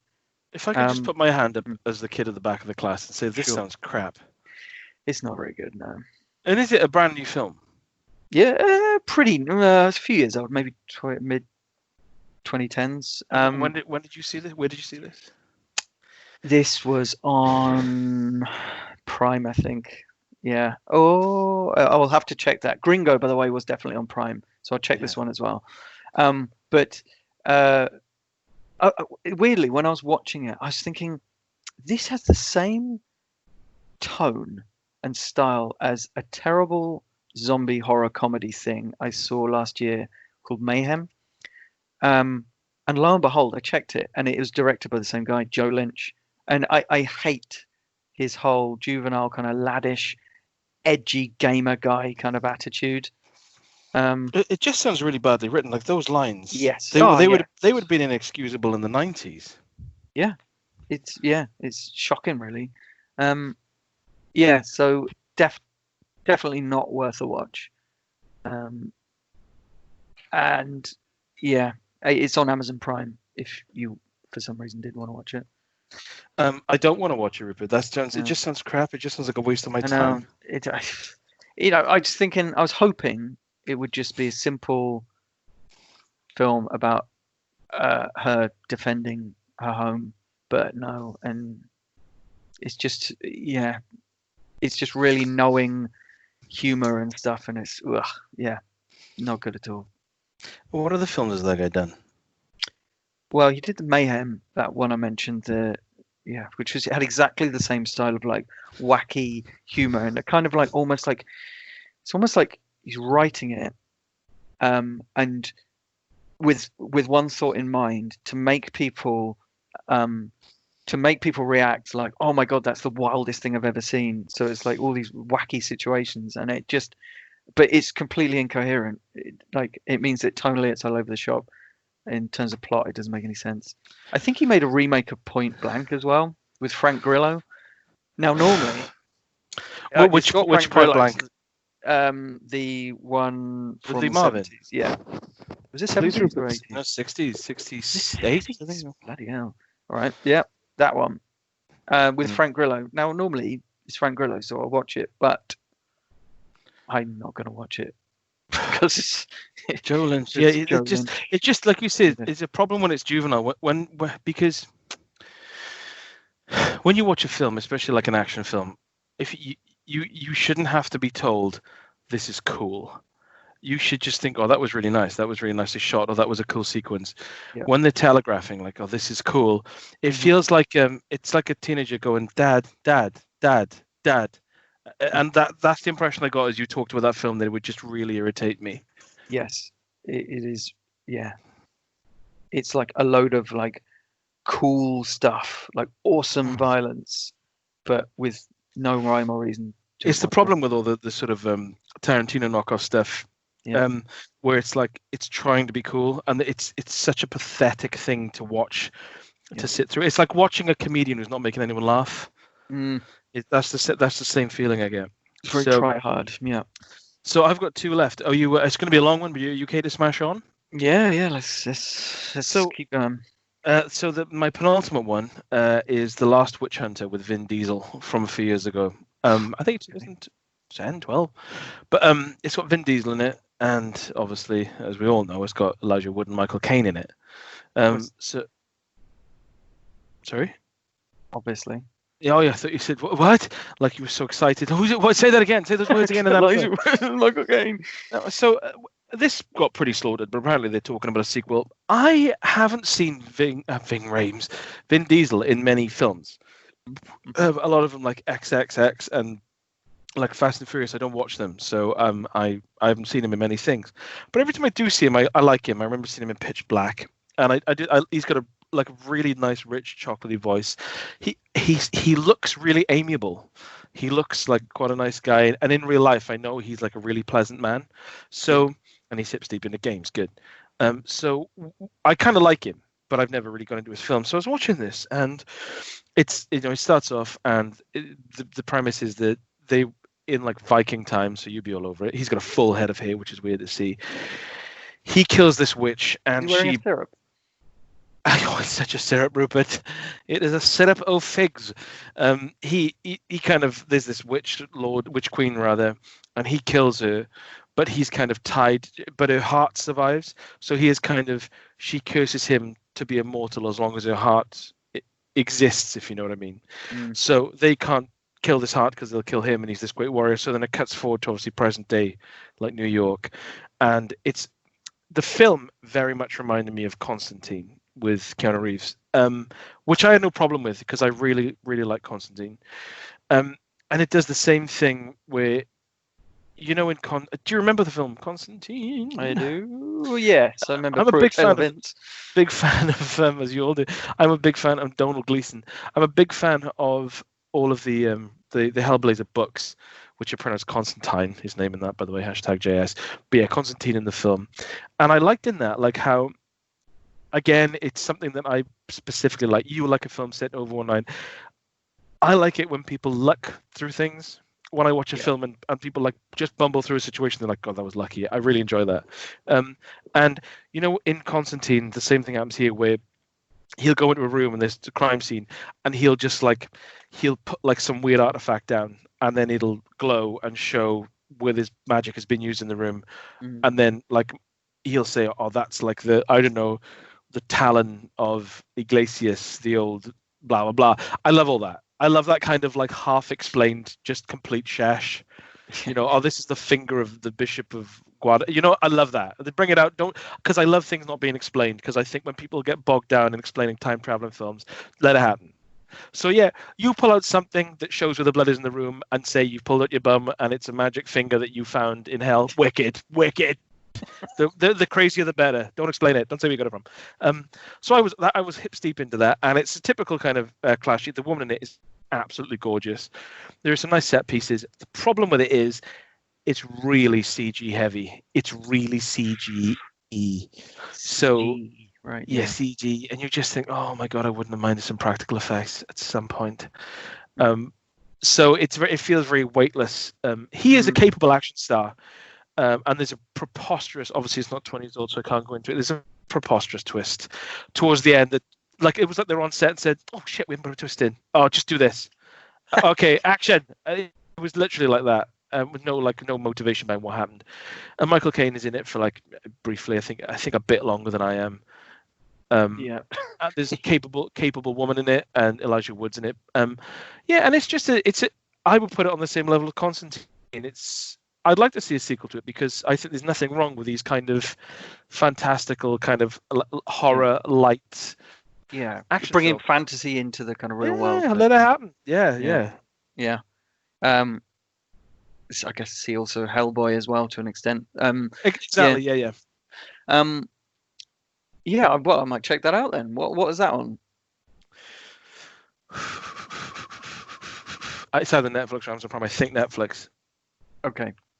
But it's not amazing, but like when it finished, I thought that was perfectly watchable. I don't know why that was so mauled. It's just a perfectly acceptable film.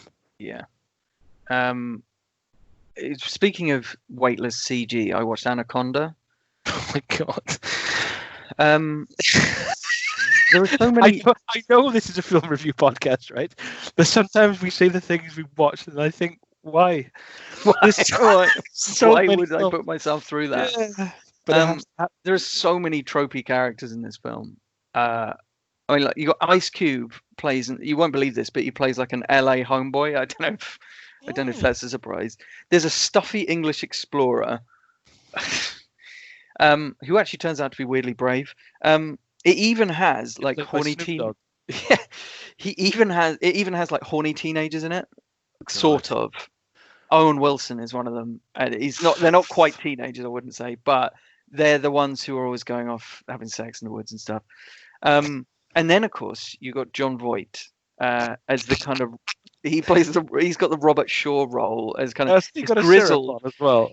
I'm not sure. I can't remember what his hair's like in it. It's in a ponytail, Rupert. You can say it. Of course it is. Of course it is. Yeah. He plays a grizzled Paraguayan hunter. I mean, typecast much, but yeah. If someone asked me to explain a Paraguayan accent to them, I would say, well, just listen to John Voight. Obviously, I would not ask John Voight to give an example of it. I'm not sure what's going on there. It's just generic kind of Spanish, I guess. And obviously Jennifer Lopez is in it. And Eric Stoltz. Naturally, Eric Stoltz and Jennifer Lopez are lovers. Why wouldn't they be? Believable. Eric Stoltz is a weirdly attractive man. He is oddly. they really go out of their way to make him handsome in this. And they also basically just write him out of the plot for most of it as well, so he doesn't actually have to do anything. Um, the it's a trashy monster movie, but it did really well at the box office. I remember it being quite a big deal, and they obviously made sequels to it. There are 4 sequels, by the way. This came out at the same time. It was 2 years later, Lake Placid. These kind of big. Yeah. Well, I think the latest sequel is actually Anaconda versus Lake Placid or something. So it'll be one. The thing is, that initially interested me then, and then I realized it would be made by the Sci-Fi Channel, and it would be too self-aware, so I won't watch it. Yeah, and it would just be. I mean, I don't suppose the CG's probably improved in the series. Like the CG's so bad that it like there'll be scenes where people are getting like wrapped up by the snake, and you can always. It really bothers me about bad CG is when it really draws attention to itself, because it's almost like the film is shot in a certain way, with relatively static cameras, say, and then as soon as you get like a shot of someone getting wrapped up in the snake, the camera suddenly starts circling around them, and suddenly the camera is not fixed to anything. It's not a crane shot, as far as I can see. It's just swirling around them, almost like a drone or something, and it's weird, and it really draws attention to how that creature is not in the actual world with that person. It looks so bad. It's a very predictable film, and the really nice guys are never really under threat. But I do think it has got a kind of knowing campiness to it, which kind of offsets a bit of that. I think there could have been, watching it this time from an older perspective, perhaps. I feel that there could have been more of a kind of a theme to it, because it seems quite ripe for a theme of like humans encroaching on nature or whatever, but it plays it very safe with regard to that. And I was waiting for a scene where they kind of meet some tribesmen, and are warned off the quests by the tribesmen saying, "Oh, you don't know the woods and stuff like this. You don't know what the jungle will do to you. It will bite back." But there wasn't anything. Hopefully, a tribesman headed up by the chief Delroy Lindo. Oh, if only. Love that man. Oh, by the way, Joel Schumacher's just died. Is he? Aged 80. Yeah, just popped up my phone. That old? Wow. No, I thought he was younger than that. I'm gonna have to watch some Joel Schumacher films this week. I'm happy to do that. We can have a Joel Schumacher thing next week, can't we? That's fine. Yeah, I'm absolutely fine with that. He's made a lot of good films. I might even watch Batman and Robin. Just saying. I'm glad you took that one off the table. Better than Batman Forever. I'll always stand by that. Also directed by Joel Schumacher, to be fair. Anyway, Anaconda is not very good, but it's it's okay. It is interesting to watch it from the perspective of this is the kind of movie that was being made at that time, and how kind of trashy and cheap it is, and camp it is. But I suppose, well, when we watch some Joel Schumacher films in the 90s, we'll see that camp was in at that time. So yeah, so that's Anaconda. Which you watched on, do you say Prime? I think I watched that on Netflix, actually. How many have you got left? Sorry.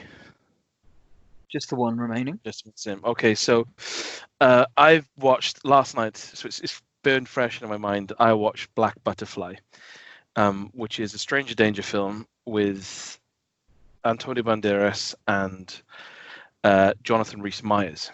So the film it starts off with it's set in America, so it's like a family having a picnic, and the wife sort of goes off to put the picnic stuff in the car as the dad and the son play frisbee, and then when they're like, actually, where's your mum? It's been 3 weeks. Now, where's your mum? It's been 10 minutes.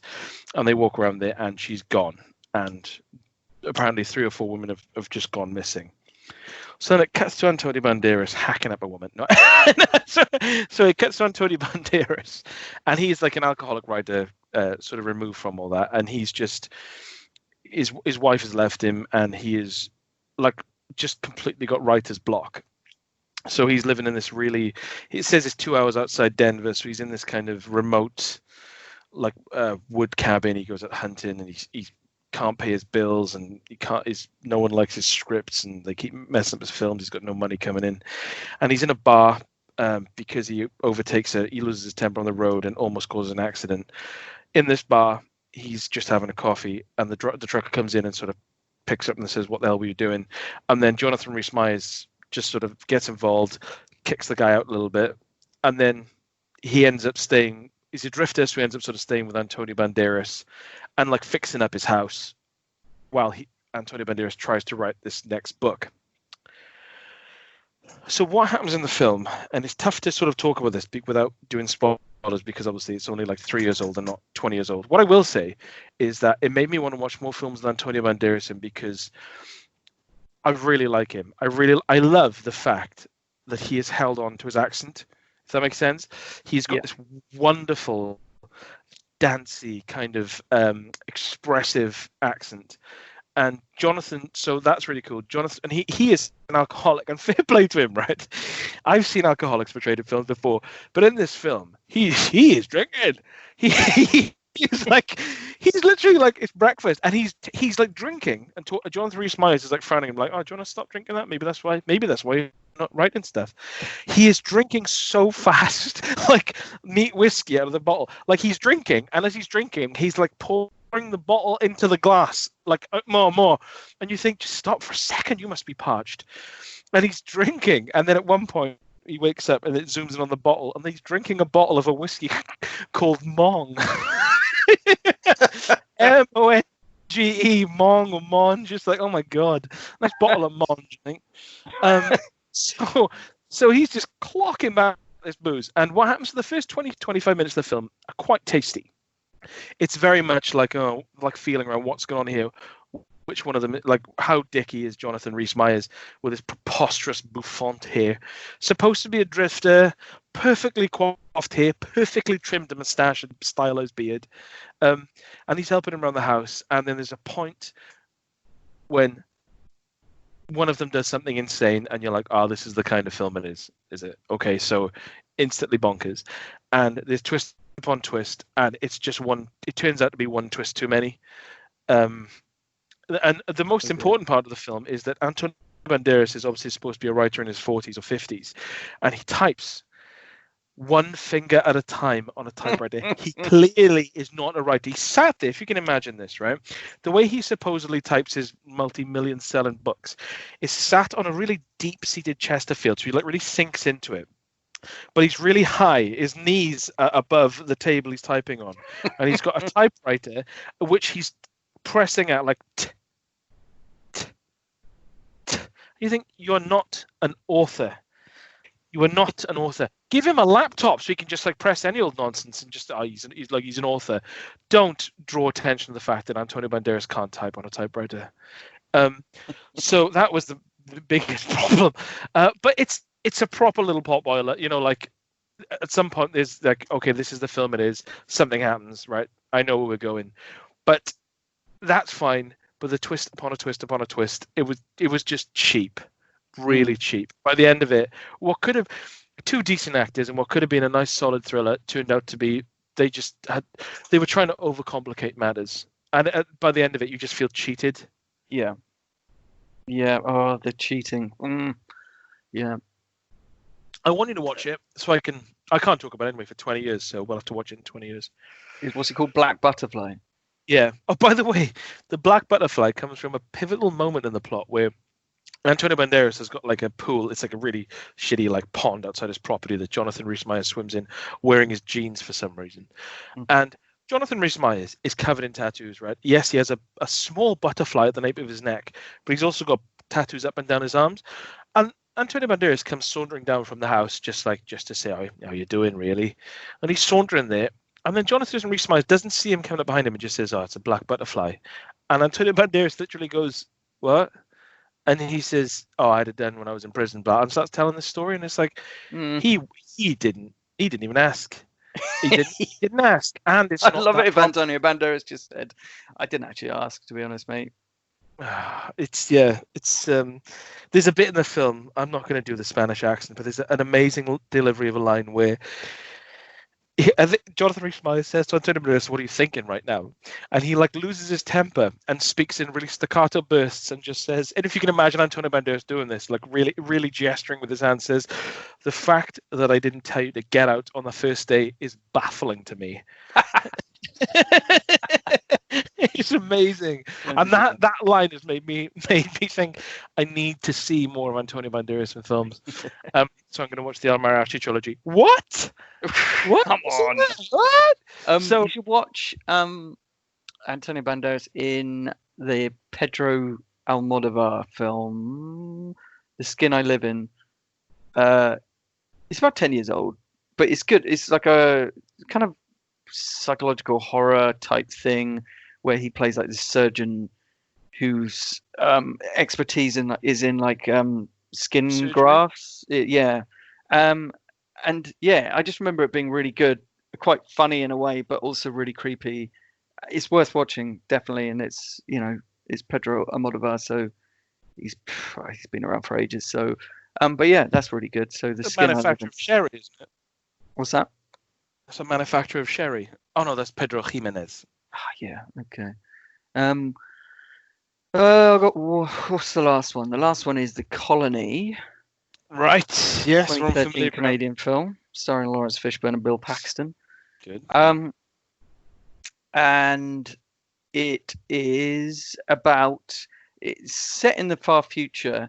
It's set after a global catastrophe, basically, some sort of climate emergency. The world is kind of swathed in this permanent blizzard, and humanity lives underground in these bunkers, where the common cold is the biggest killer, basically. And so anyone who's like ill in any way is given like a couple of days to get better. Otherwise, they just get booted out into the cold and they just die. Otherwise, they can just scoot McNary. Yeah, so the colony gets a distress call from another colony relatively nearby, and so Lawrence and a couple of guys head over there to see what's happened. And when they get there, they find basically this kind of marauding tribe who have just completely decimated the place, and I guess they're cannibals as well.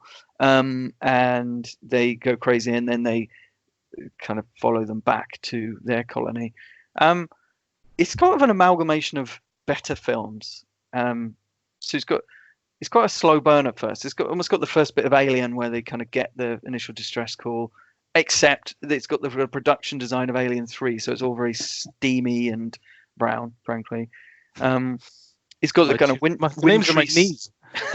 It's got the wintry setting of The Thing, I suppose, and I guess there's a little hint of Oblivion, the Tom Cruise movie, in the way that it's sort of a far future scenario type thing.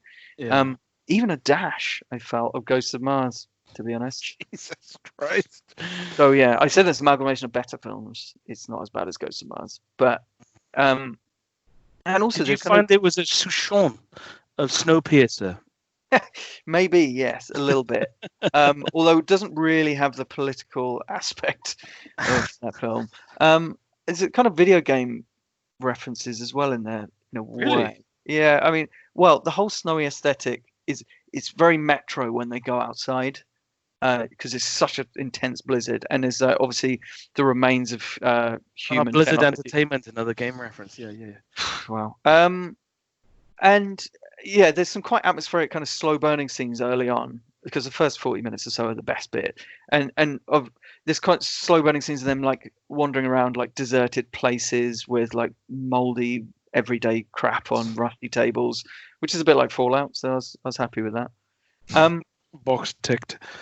Yeah, and I think if you go into the film knowing nothing, which I did not, because I just saw Lawrence Fishburne and Bill Paxton and clicked play, so there's no sense of what might have actually happened at the colony, and that's quite exciting in a way, because you're like, they're getting this distress call, they get there, and all you hear is like distant screams, and they see blood, and you're like, oh, what could be happening here? It's an Irish wedding. You're thinking it could be mutants, it could be monsters, it could be like some sort of Solaris like mystery. The reality is not as interesting as any of those things, unfortunately. It is just literally just a load of a load of dudes in face paint shouting and eating people. So yeah, like there's one bit he even like asks for the bad guy's motivation, and the bad guy just shouts more at him, like growls the word more, like I want more. And he didn't actually stop him at that point and say, yeah, but more what exactly? Yeah, but what? Roger, Demi, Dudley, what are we talking about? It's reasonably well directed and chilly and damp and atmospheric for the first part, and it does take some time to build its tension, which is good. But as soon as it kicks off, it just that's exactly what I was going to say. I remember watching this. This is like 2011 or 10 or something. Yeah, 2013. So yeah, I remember watching it when it came out, and probably on Love Film, and I remember thinking, watching it and really enjoying, because Bill Paxton is a good actor. And I remember watching it and thinking, "Oh, this is quite cool. It's very sort of remote and quiet and foreboding." And then basically, when the second half, when it kicks off, it's like, "Oh, it's really generic now." Yeah, and like the action's really badly edited, and it's a snappy, quick editing. You can't see, like something will scream and go past, and someone will get attacked, and then it'll wobble, and then people run off in different directions. You're like, I've got no sense of people's geography. I don't know what's happening. No. So yeah, it doesn't.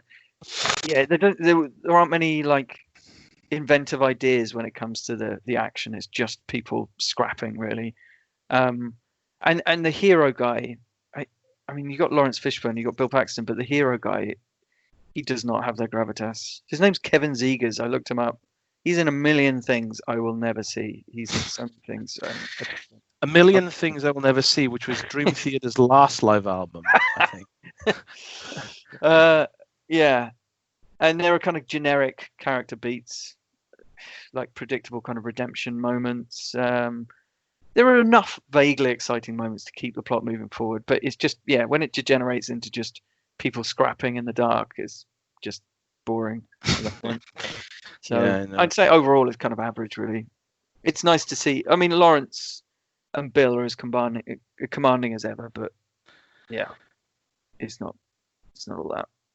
So it's a tough one, because just as you said that, obviously we've got to talk about the film of the week sort of thing. And what are your feelings on that?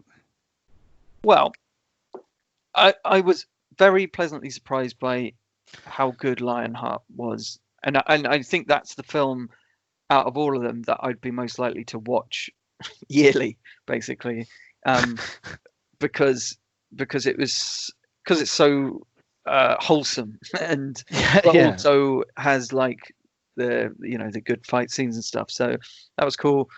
But then also The Five Bloods is a very well made, and it feels like quite I don't like using the word important, but it does feel like quite a relevant film for its time. So I definitely think that would be the right word, yeah.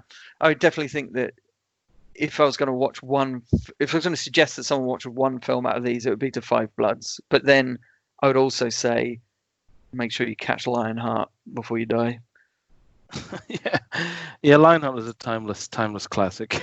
And Gringo's worth a shot, but The Five Bloods would be my film of the week. But then again, Lionheart doesn't feature Van Damme being caught tugging in a tent by some kids, does it? By a river. So it'll never be our target. But I think for me there are a few films you mentioned that I may watch, but the one for me this week, I mean, I'm looking at mine: Hell Comes to Frogtown, Strip to Kill, Lord of Illusions, Color of Night, The Last Witch Hunter, and Black Butterfly. I would be tempted to say The Last Witch Hunter, because I enjoy watching films that I haven't watched in the past, because they were just not even critically maligned. They were just nothing, if you know what I mean. It's like, oh yeah, I remember that. Why didn't I watch that? And it's fun. But VFW, Veterans of Foreign Wars, because it's so. Oh my God, have I got time to squeeze in one more film?